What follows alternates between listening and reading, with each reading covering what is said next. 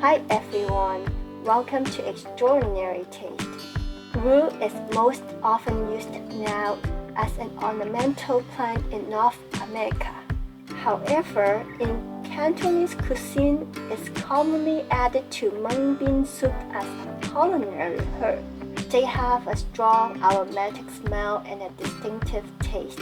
Some people describe its taste as bitter. However, I find it to be very tasty and soothing when cooked with mung beans.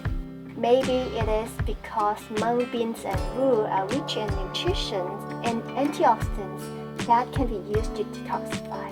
A natural home remedy for bad breath, dry cough, and pimples. Mung bean soup is very good for the body. However, eating it every day may have side effects. Traditional Chinese medical science don't recommend pregnant women to eat mung beans and rue. If you don't feel comfortable after eating the soup, maybe it is not for you? Okay, enough for the facts.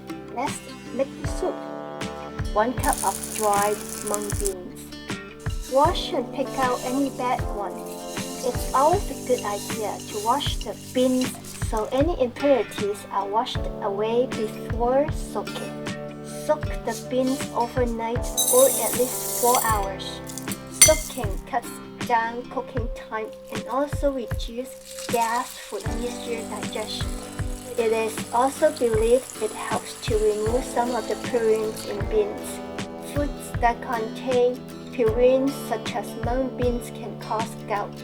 These beans have been soaked for 12 hours. Discard the soaking water and then rinse in clean water. Bring 12 cups of water to boil. That is 1 part of dried beans to 12 parts of water. The amount of water is a general guideline only. It all depends on your heat level and ultimately your preferred thickness of the soup. As a side note, the color of mung bean soup varies from light green to even slightly red, depends on the quality of your water source. Mung bean soup is best cooked in purified water to achieve its green color. As the beans boil, skim off the scum on the surface. Then turn down the heat to medium. Cover loosely to allow heat to escape so it won't boil over. Rapid simmer for an hour. Meanwhile, we will prepare some glutinous rice balls to add a layer of gummy texture in the soup, kind of like the pearls in bubble teas. All we need are glutinous rice flour and water. Half a cup of glutinous rice flour. Add 5 to 6 tablespoons of water a little bit at a time. Knead into a dough.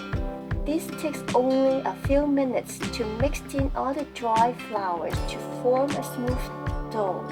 If the dough is too sticky, add a little more flour. Or if it's too dry, add a little more water. Shape and divide it into small pieces.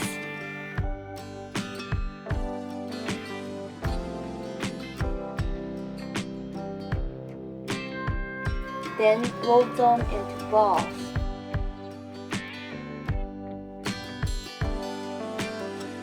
Plastic wrap to prevent them from drying out. After an hour, the beans should open up and thicken. Add 2 or 3 stalks of rue, each is about 6 inches long. Don't add the rue in too early because their fragrance may be lost due to evaporation. If the soup is too watery, turn up the heat to dry off some of the water before adding the rue. Add sugar to taste. If you don't have slab sugar, brown sugar is okay too, but add it in last because it can dissolve very quickly. Add in the glutinous rice balls, bring it to a boil and simmer it for 10 minutes. Once done, take out the rue.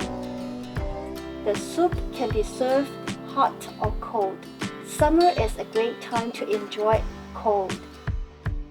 Thank you for watching. I will see you next time.